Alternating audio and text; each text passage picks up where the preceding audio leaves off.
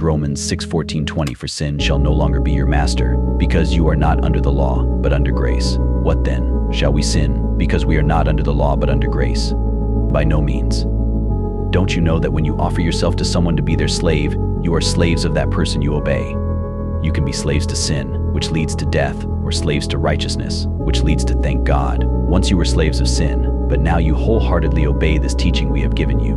Now you are free from your slavery to sin, and you have become slaves to righteous living. Because of the weakness of your human nature, I am using the illustration of slavery to help you understand all this. Previously, you used to offer yourselves as slaves to impurity and wickedness for wicked purposes. This verses emphasize that believers are no longer slaves to sin, but rather they are under the grace of God and should strive to live a life of righteousness.